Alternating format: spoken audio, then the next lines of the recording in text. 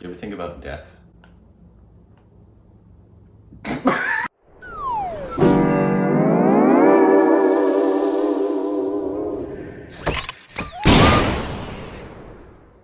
welcome back to our Stupid or Anxious Idiots. I'm Corbin. Hello. I'm an idiot. And you can follow us on Instagram and Twitter. It's so juicy. And thank you for watching us on Patreon and follow us on official Twitter account. What? And today we're reacting to a long video, but in A long one? Oh. Yeah, get your 5 cups of My, coffee. But in order to understand you guys, special request. so we don't make you mad by calling them Jack Sparrows, we are reacting to a little video about the Aghoris. Aghoris. Wait a minute. You mean they predated Jack Sparrow? Yeah. And since a lot of you misunderstood what we were saying, I wanted to, and obviously we don't know these people very well, so I want to learn more about them. Especially since we're going to see that movie with Saif Ali Khan. Yeah. But, Saif Ali Khan. read the disclaimer for me real quick, please.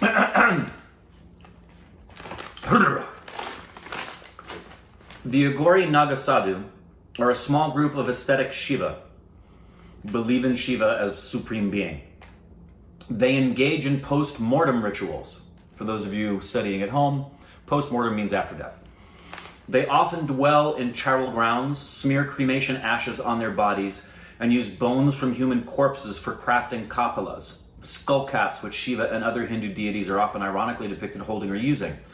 They renounce all social taboos to seek moksha, freedom from the cycle of reincarnation. They are extremely secretive. They are feared by few and misunderstood by many. Might contain graphic content information. Proceed with caution. Well, we're in. You had me with proceed with caution. The minute you say graphic content, be warned. Okay, great. Let's start watching. Unless YouTube's going to demonetize us for it. That's true. We don't like that. No, we don't like that. But, strap in. Let's learn some stuff. How long is this thing? 17. Oh, wow. Yeah. Here we go.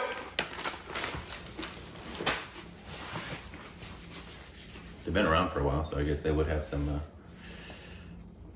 a lot of history. They are feared by few. There's 2 segments of this video. The first one was trimmed out of a documentary. The second one was taken from a video uploaded by Aisha Foundation. One of the more interesting subjects that I photographed on this trip was Mahesh, the Aghori sadhu. What made him interesting to me was his backstory. He spoke pretty good English, so he could explain to us his past. But he was a very well-paid engineer. He always felt that there was something missing in his life, and that's why he chose to be an Aghori. As you can imagine, in any country, leaving a well-paid job is something that's very looked down upon, and it's very hard to understand why someone would do that. Leaving like $14 to become million. what he is. But he really, he told me all he wants is just peace and quiet. He just wants to focus, and Aghori is the path that he chooses to do that. My name is Mahesh. I like to stay in Varanasi.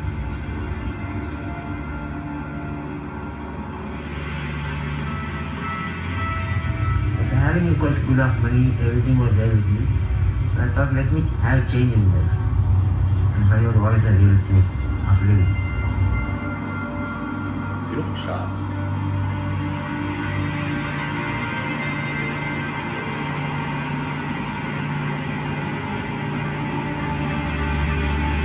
Money was there, that doesn't mean that you will get all the happiness together if money is there. There are certain things which you cannot buy with the money. Correct. What money can buy, I had brought all the things. Money can buy this camera, money can buy that, this, everything. But there are certain things which you cannot buy money. With money you cannot see God.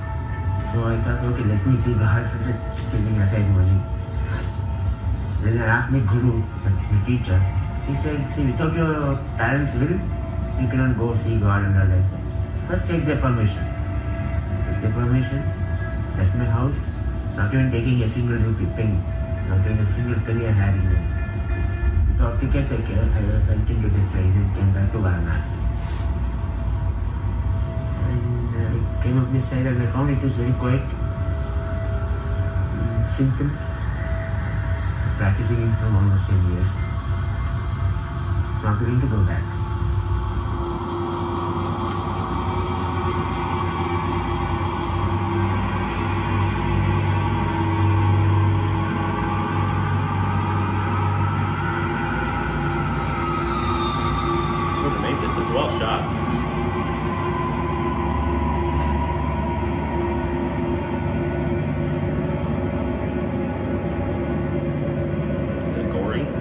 believe it's pronounced Aghori, yes.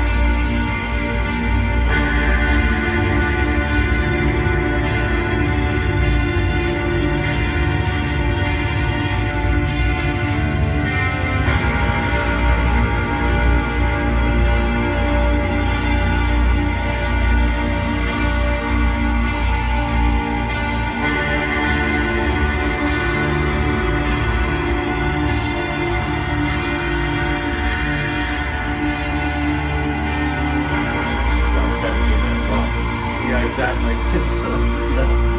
the long, pretty shots. The skull is something to get both sky and the land, earth together. It's the last thing of the human death. After that, you can ashes. Ash is the most last, and before ash is the skull. Anyone on the other day, they are gonna become this. Death is something everyone is scared of. All the people are scared of death. One or the other day they are going to die. So when death nears, they start crying.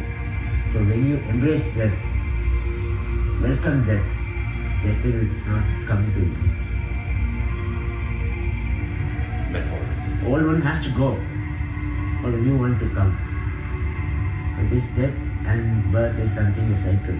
So we are not scared of death. The holy ash is the main thing for an Aghori.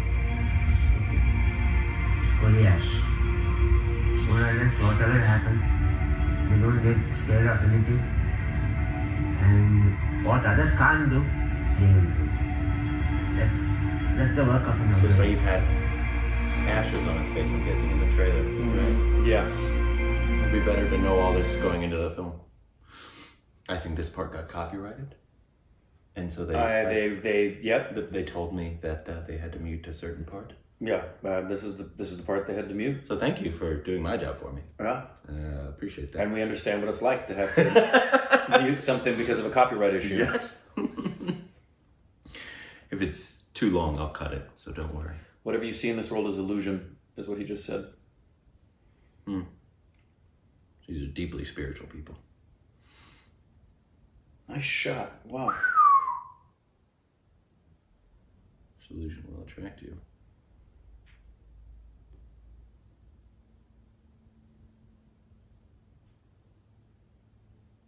Saying all things are immaterial. Yeah, if you couldn't read the subtitles saying it's all illusion, it's not permanent, it will change. Today we're wearing this and tomorrow it may not be Everything there. will vanish one or the other day. These buildings also may vanish one or the other day. So this is all Maya, illusion. That was abrupt. Now, that brings me to another thing when people find, for example, what happens in Banaras, things like Aghoris. Some people, foreigners, when they talk to me, they also find that insanity. They think, what is this? I mean, like, people are going and doing bizarre things, eating dead bodies, or experimenting with various other things. It also is something which I think for everyone it will be good if you explain that. They have not probably visited the scientific laboratories, biological laboratories, where they're doing absolutely bizarre things with various creatures. Yes or no? Yeah. All that is done with the intention of well-being. How much well-being comes out of it? We don't know, isn't it? Once in a way something comes out, rest of the time we are only doing bizarre things in the laboratories, aren't we? Even in a high school, if you study biology, you are cutting open frogs and looking into this and that. Yeah. It's quite bizarre. Yeah. Isn't it quite bizarre? Yes. It's quite bizarre, but all of us have done it and continuing to do it as if that's the only way to learn. I hated doing that. So, I hated it. what they are doing is, as I said, there is still prana in the body that is dead. So they are sitting there. If you go there to Manikarnik and Harishchandra Ghat, Aghoris will be sitting there watching everybody who will come. They inquire, how old is this person? How did he die? That's why some of them who don't want that to be known, they're covering with plastic sheets, where people cannot see. How old is the person? They won't say, how old was the person? But the Aghoris want to know. If it's a young person, somebody who was vibrant life and for some reason he died, they want that kind. When that happens, they want to do work there. They want to make use of the energy that's released. Once the body begins to burn, this prana has to exit immediately. When that exits, they want to make use of that life energy to do something with themselves. Now, people won't give it to them because they don't want their dear ones to be used like this. So what these people will do, if it is there, they'll grab the body and run. How do they get the bodies? So right now, don't you go to Africa and catch thousands of monkeys and bring it to your laboratory to cut them and to do all kinds of experiments. All the monkeys are thinking, what's wrong with these people? Why are they doing these bizarre things to us? Yeah, but they are alive and you can see that you are injecting chemicals in them and you see the reaction and Yes. then you decide. That's But what here I'm saying. the body is dead. That's what I'm saying. If the nails are growing, if the hair is growing, some life still exists, right? That part of the life they want to use.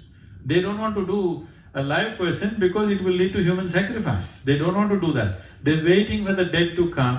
What energy is released from the dead body, from cremation, they want to use that. If you do not know the science of that, you cannot just think it's all bizarre. Yes, it's an extreme way of doing use the things. ashes It is not as for energy. everybody. So It they is say, something yeah. that should be done without coming into the notice of a society. But unfortunately, everywhere there is population today. There was a time they would be here, there would hardly be anybody, they would do what they want to do for their growth and well-being. Oh, let me be a little cynical here. What is the contribution of an Aghori to the society, to a humankind? What have they done for us? I mean, if you talk about science, I can say, yes, those monkeys which have been used, ultimately you've got some medicines, you've got some certain things which you can fight the diseases and stuff like that.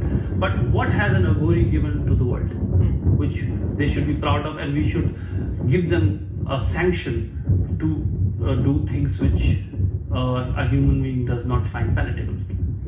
What is beneficial to a society and what is not, at different times in history, different things people think is beneficial. For example, Looks like big in Tamil Nadu, in ancient Tamil history, the greatest title that a man can receive is Ayira Ane Konnavan. That means one who slain 1,000 elephants. He is the real man. Well, Veerapan is almost halfway there. Don't kill all. Why do you treat him as a criminal? Why don't you provide him with another 500? He claims he's killed some 500 and odd elephants. If you provide him another 400 and odd, he will be the greatest man in Tamil Nadu. Why don't you give him? Out of time, isn't it? Exactly. Not contextual. Not contextually right. So now, whatever you're talking of science as creating great benefits, it is only contextual now. Already it's beginning to happen, all the environmentalists are trying to block every scientific thing. Because people are beginning to understand, in the name of development, we're completely destroying the very source of our well-being. Tell me, what is it that's destroyed this planet? It's essentially technology, isn't it? Yeah, but technology I would is say humans. coming out of the Yes, design. it's really The greed of humans. But It can I'm all go saying back to what humans. provided, Which what facilitated. comes from pride. Mostly you, though. There was Alexander the Great who wanted to conquer the whole world, but they couldn't do it. But it is the technology which did it, isn't it? Yeah. So is technology bad? No. It is just that it's in the wrong hands, how it is used. So the type of technologies which were 50 years ago, now we are looking down at it. How could somebody do this nonsense? If you see a chimney spewing smoke, today you think, oh my God, they pollute. 100 years ago when they saw a chimney in Manchester City, they thought, wow, isn't it? So you are saying that Aghoris have become out of context? No, I'm not saying they're out of context. They have no context to the society. Their context is their ultimate well-being. They are only looking at the ultimate nature. How the society is today, they know, and we know that what is true today will be looked down upon tomorrow. What is great today will be thought as the most horrible thing day after tomorrow. Relativism. This will anyway happen in the social structure. You are made to believe that this is Guys it. asking good And questions. tomorrow, Great questions, your next yes. Good generation will interviewer. stand up and say what you did is the most idiotic thing. What you thought was a great thing. So they are not getting involved in the context of the society.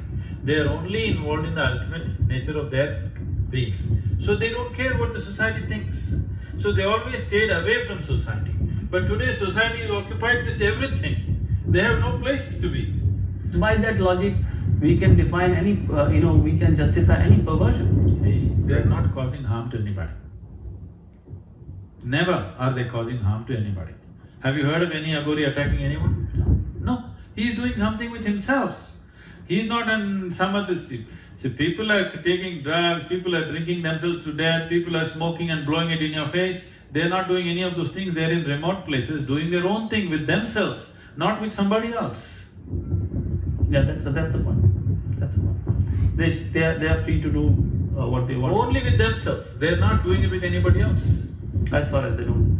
As far as they don't scare the society, as far as they don't… See, the scaring the society is because society is just…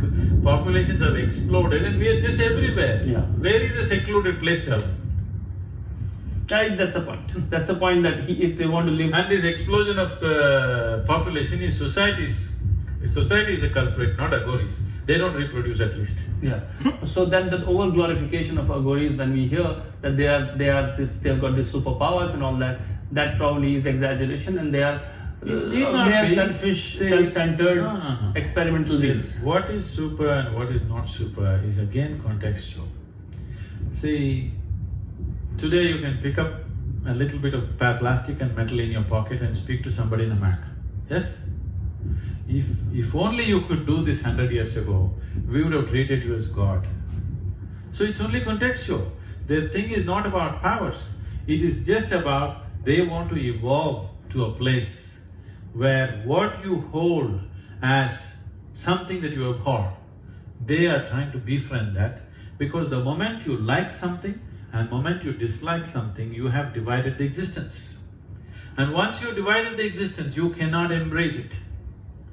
So they are Now going he's getting with metaphysical. whatever you would not He's be very able meta. to stand. He's very What meta. is most abhorrent for you, that is what they befriend, because they want to take I'd like to away ask what him- they like and what they I'd do like to not ask like. him his definition Everything of is same. existence versus being. Yeah. So This is a It's a way very of interesting embracing the conversation, universe. this whole thing. He's a good interviewer. One Yeah. exchange you are bringing. Even if you don't What agree do with them, it's an interesting On the conversation. other hand, you have this… Strange or otherwise, successful for some people, that's all that matters. It works. Yes. It is not for you and me. But for somebody it works. I am not against anything that works. If it works, it's fine with me. Yeah, but it works for them, and they can't ever tell you how it works. Right. They can say that Great I'm question. happy, so let me be.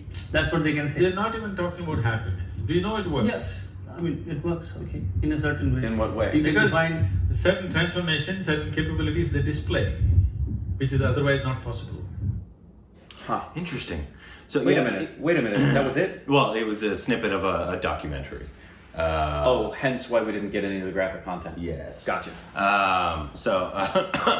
That was especially the second part. I mean, it was interesting to see the Aghori and him talk, and Right. they're very epic looking people, honestly.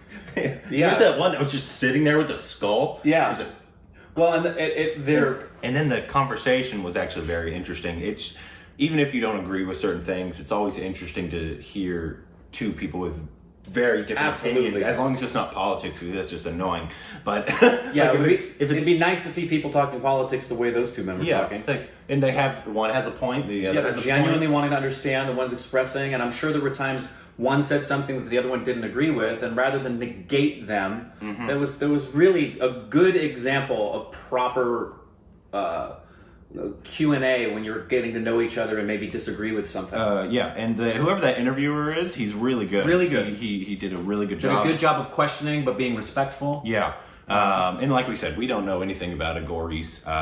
So this may be way off base. Yeah, so you can tell us. I was wondering, because it said at the beginning they sometimes eat humans. Right. So is that old, like, back in the day, Aghoris? Because he says they don't hurt.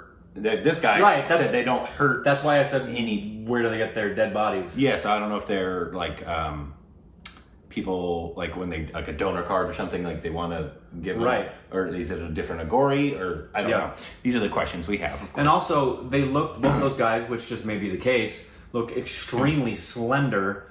Saif Ali Khan's a beefy dude. Yeah. So I'd love to know how in depth Saif Ali Khan got into portraying an Aghori. Because if it were you or I know we would be full immersion of, I want to represent this people group, I want to learn about them, and I want to do everything I can. Maybe he's not an Aghori anymore. Maybe he was an Aghori and he keeps some practice. And maybe there's different ways Aghoriism, if that's the word, is practiced. I don't know. But it is intriguing. Never heard about this before. Yeah. I'm glad we watched it because we're going to see the Saif Ali Khan film, and so we'll know at least a little bit more background behind certain things that he's doing in the film. Which will be interesting. This made me want to know more, though. I felt like there was a lot that didn't tell us. I'll ask the people who made this for me what the documentary is, because that conversation alone was quite interesting. Just to hear the juxtapositions of the two that are completely basically opposite. And even if that guy believes some of the stuff, he's a good interviewer, and as a good interviewer, it was something that a lot of people don't agree with or don't think is like the right way. He had the kind of devil's advocate interviewer. Which is what you want. You want these people to be able to answer these questions. Right. And kind of give people the answers. And the important thing about doing an interview like that is that you allow them you ask a question based on your particular point of view, logic, everything else, and then you let them answer it. And whether you agree or you don't agree, you just let their answer sit. Yeah. And that's what he did. His job is not to debate. His job is to interview. Exactly. And so I think he did a masterful job. I did honestly. Too. Very intriguing. I'm assuming he's a seasoned interviewer. I'd really like to know more about the Aghori. Yeah, really would. So if there's more videos, please send it to us. If there's some information that was misinterpreted, as always, you'll let us know down in the comments. I am a little disappointed that there was no Sartaj. I'm sure we'll get a bunch in the film.